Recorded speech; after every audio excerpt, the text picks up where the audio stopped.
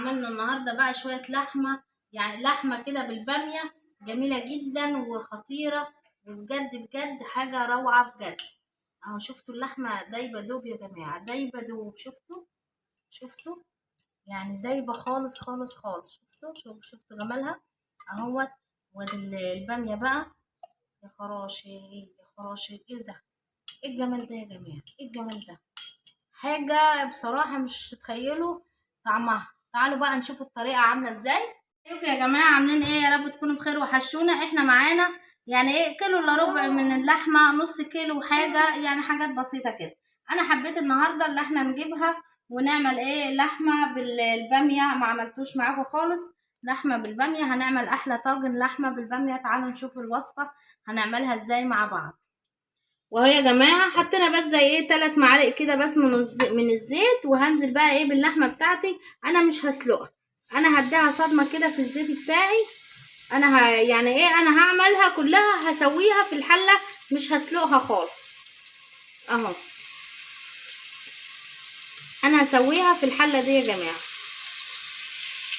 طبعا لحديت ما ايه تدخل في الطاجن بتاعها، لحديت ما انقلها يعني في الطاجن بتاعها. اهو انا حطيت اللحمه كده وهسيبها بقى كل شويه هقلبها عشان ما تتحرقش مني. يعني كل شويه كده هقلبها لحد بقى ايه ما تديني لون ذهبي حلو كده. شفتوا انا قلبتها كده بقى ايه، بس انا سايبه يعني قلبتها كده لحد ايه، يعني هي مش ادتني اللون اللي انا عايزاه، بس انا مش حابه بقى اللي انا اسيبها عشان تتحرق. اهو طبعا هي ملبسه، اللحمه بتاعتي ملبسه زي ما انتم شايفين في اول الفيديو، كلها ايه دهن وكده، بس مش مشكله، حلوه يعني اللي موجود يا جماعه. انتوا عارفين لحمه يعني مش هنقف على اي حاجه. اهوت وهو يا جماعه شفتوا، يعني انا برضو سبتها تاني اهوت، ودلوقتي شفتوا احمرت خلاص اهي. اهيت لما بقلبها كده بتحمر اهو. شفتوا الجمال بتاعها وريحتها حلوه قوي بصراحه، ولسه ما حطيناش حاجه، يعني ريحتها حلوه وبتاع. وبعدين اللحمه عزيزه عزيزه قوي. عزيزه قوي اللحمه يا جماعه على فكره. اهي شفتوا، مش عارفه دي حبنه مش راضيه تتقلب ليه. اهي طبعا احنا هنعمل الباميه النهارده مش بلحمه ضاني، احنا هنعملها بلحمه من العاديه بتاعتنا اللي احنا ايه اللي هي البلدي. انا معايا بصلتين، البصله شفتوا قد ديت، معايا ايه 2 صغيرين اصغر منها، يعني بقيمه 2 بصلتين قد دي كده يا جماعه، الحجم ده اهو. وهنزل كده على اللحمه بتاعتي اهو. وشفتوا يا جماعه بعد ما نزلت البصلتين بتوع الوسط الحلوين، هنزلهم كده على اللحمه وهشوح فيهم كده شويه يا جماعه لمده 3 دقايق.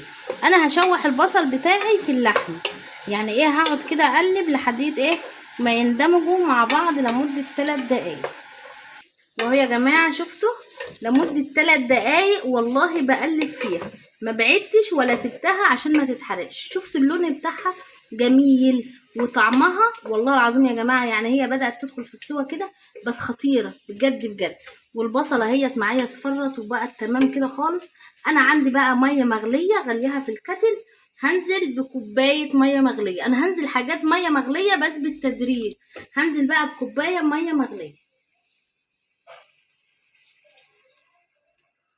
اهو. شفتوا بس كده، وهسيبها بقى ايه لحديت ايه ما تستوي، تبقى ايه تخش لي بقى في السوا كده بتاعتها، وتبقى الدنيا تمام. وانا لحديت دلوقتي ما حطيتش حاجه، خلوكم فاكرين. شفتوا انا هسيبها بقى كده ايه مع نفسها كده شويه، وكل ما تحتاج ميه هحط ميه بالتدريج. وبعد ما الميه دي تنشف احنا نشوف هنعمل ايه بقى مع بعض يا جماعه. شفتوا بقى اللحمه بتاعتي شربت الميه خالص ازاي، ما عادش فيها الا البصلايه اهو. وريحتها بقى يا جماعه مش هقول لكم بصراحه خطير. انا بقى معايا نص معلقه كبيره من الثوم او ربع معلقه حسب ما انت حابه الثوم بتاعك، ومعايا نص قرن فلفل احمر وقرن فلفل اخضر. شوفوا مقطعاهم قطع قدين، شوفوا صغيره ازاي يا جماعه، انا عايزاها كده اهو. وهنزل بهم على اللحمه بتاعتي، هنزل بدول كده على اللحمه بتاعتي اهو، اللي هي نص معلقه الثوم الكبيره او ربع معلقه حسب ما انت عايزه، ولو عايزه تكتري دي حاجه ترجع لك، بس انا مش حابه اكتر من كده توم اهو. انا هقلب بقى الحاجات بتاعتي دي كده لمده برضو ايه دقيقتين كده 3 في اللحمه بتاعتي. الفلفل بالثوم بالفلفل الاحمر اهو، شفتوا كده جميله جدا. وانا حابه ان انا ايه اقعد اقلب كده شويه. وهو يا جماعه بعد ما قلبتها كويس جدا كده شفتوا، وريحتها والله العظيم مش هقول لكم. وبصراحه يعني بالله عليكم لا تجربوها نفس الطريقه اللي انا عاملاها، جميله جميله كده بصراحه، ريحتها حلوه جدا. واللحمه بتاعتي بدات بقى ايه اللي هي تدخل اهي في السوا، يعني ايه ناقص لها حاجات بسيطه. انا معايا صلصه، هنزل بس بمعلقه كبيره من الصلصه اهو، شفتوا بس دي بس، مش هنزل بحاجه تانية، يعني مش هكتر خالص في الصلصه. وبرده هشوحها كده فيها اهو. احنا بقى هنحط البهارات بتاعتنا بقى ايه بالمعلقه دي، شفتوا المعلقه الصغيره دي، هنحط بقى ايه فلفل اسود، فلفل ابيض، بهارات لحمه، 7 بهارات بتاعه الكبابه الصيني اللي انا عاملاها، بهارات الكبابه الصيني، كزبره ناشفه، بابريكا، كمون. وهننزل بقى بالحاجات الحلوه الخطيره دي على اللحمه بتاعتنا. الله الله يا جماعه جميله جدا اهو. وهقلب كده بقى واشوح بقى. الله شفتوا، وهو يا جماعه شفتوا بعد ما سبت بقى معلقتين الصلصه برضو كده. انا مش ورايا حاجه النهارده، انا قاعده بقى فاضيه من العلاج الطبيعي بقى واظبط الاكله بتاعتنا النهارده اهو، جميله اهو. معايا بقى باميه طبعا جايه لنا من البلد، وهم بيحبوا يعملوها كده، هم بيعملوها لنا بيغسلوها كويس جدا وبينضفوها وبيجوها لنا كده ايه متخرطه كده ايه زي الكوبيوي، يعني ايه زي انتوا بتسموها هنا ايه الكوبيبه، اللي هي مش الكوبيبه إيه الكوي، يعني مش عارف هبقى اقولها لكم في فيديو تاني، لما اعرفها هقولها لكم في فيديو تاني، بس انتوا بتسموها غيرنا ايه طريقه غريبه كده غير اهي. شفتوا بنقطعها كده ايه 2 3 وبننزل بقى شفتوا على اللحمه بتاعتنا اهو. يعني هي الباميه دي مش صبحه، لا متخزنه متخزنه يا جماعه اهو. كيلو من الباميه، يعني انا معايا كيلو من الباميه، وهقلبها كده في اللحمه بتاعتي اهوت. ايدي شغاله على طول، يعني انا ايدي شغاله على طول في الحله بتاعتي اهو.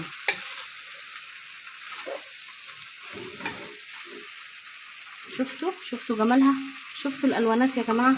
معانا بقى عصير طماطم، معايا 4 كوبايات من عصير الطماطم، ضربتها في الخلاط كويس جدا وصفيتها، وانا نزلت بها على اللحمه بالايه بالباميه بتاعتي اهو. شفتوا جمالها كده. وهسيبها بقى ايه تستوي شويه. انا هحط بس ايه حاجه بسيطه، بس انا هحط معلقه سكر. شفتوا هحط بس معلقه من السكر، نفس المعلقه اللي انا حاطه بها التوابل برضو من السكر بس. وخلاص كده هسيب بقى الحاجات بتاعتي تستوي في بعضها كده والدنيا تبقى تمام. نعمل شويه باميه شويه رز بشعريه كده في ريح الباميه بتاعتنا اهي. معانا كوبايه من الشعريه، نزلت بها كده، معانا ربع كوبايه من الزيت ونزلت عليهم بكوبايه من الشعريه او كوبايه وربع من الشعريه. هحمرها بقى كويس جدا. ومعانا ايه 3 كوبايات ونص من الرز، غسلناهم كويس جدا وسايباهم بقى في ريحي لما الشعريه تتحمر. الشعريه بتاعتنا اتحمرت في نص تحمير كده، يعني حطيت بس ايه يعني ربع معلقه صغيره، نص معلقه صغيره من الثوم. وانتوا عارفين طبعا ان انا بحب لما اعمل رز بشعريه اعمله بالثوم. ومعايا برضو اهيت نص معلقه من الكزبره الناشفه. وخلاص كده دي كده التتبيله بتاعت الرز بتاعي، وبصراحه انا بحبها ومش بغيرها. في ناس تانية بتعمل حاجات تانية براحتها، كل واحد براحته وكل واحد بيحاول يفنن في اكله، المهم يطعمه بالطريقة اللي هو ايه حاببها. وهو يا جماعة انا غسلت الرز بتاعي زي ما انا قايله لكم وصفيته حلو، وطبعا ايه هقلبه بقى كده كويس جدا مع بعض.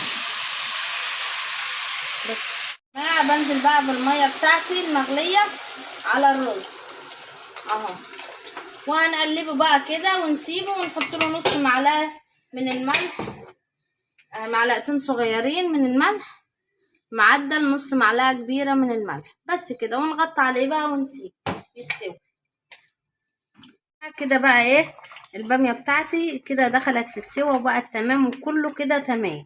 هنحطها بقى ايه في الطاجن بتاعنا يا جماعه. بس قبل ما اغرفه في الطاجن بتاعي احط الملح، حطيت دلوقتي يعني ايه معلقه الا ربع من الملح عليها. وبعدين بقى هغرفها في الطاجن، انا قلت لكم هغرفها في الطاجن بس انا نسيت الملح، حبيت ان انا احطه معاكم. وهي يا جماعه وادي بقى الباميه بتاعتنا، انت ممكن تعمليها كده في الحله عادي اهو. بسم الله اهو، هنحطها بقى في الطاجن بتاعنا كده اهو كده اهو. هنحط هنا برضه الطاجن الصغير. طبعا احنا عايزين نوزع اللحمه بتاعتنا على الطواجن كلها، يعني ايه مش ننسى كده وحاجه. هنحط بس الباميه بتاعتنا بقى ريحتها خطيره، ريحتها بجد بجد خطيره اهوت. طبعا الفرن بتاعنا شغال، يعني الفرن شغال. اللحمه ما شاء الله برضو يعني مش شويه يعني لو كل طاجن خد 2 هيبقى حلو قوي. والطاجن الكبير بقى ايه يبقى هو ايه الاساسي الكبير يعني يا جماعه، الكبير وسط اهو. احط هنا كده وهنزل بقى، شفتوا ريحتها خطيره بجد يعني. والباميه بتاعتنا استوت وبقت تمام خالص. وهو يا جماعه بقى هنحطها كده بقى في الفرن بتاعنا، تاخد لها وش كده وتنشف من الميه دي شويه، ونرجع لكم حالا على طول.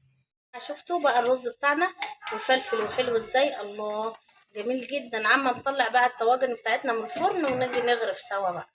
وهو يا جماعه شفتوا طلعت بقى ايه الطواجن بتاعتنا من الفرن، شفتوا الجمال بسم الله ما شاء الله. شفتوا ده نشف شويه، وشوفوا ده، شوفوا الجمال. طبعا الاكله دي حلوه جدا، ممكن تعملها بقى في العيد، حلوه قوي قوي بصراحه يعني، جميله وطعمها جميل وخطير. وهي يا جماعه زي ما انا قلت لكم الاكله دي حلوه جدا، ممكن نعملها في العيد وبرده ناكلها جميله جدا. وجربوها كده بطريقتي زي ما انا عاملاها هتعجبكم قوي اهوت. وعملنا الرز بتاعنا بقى وسويناه والدنيا تمام خالص.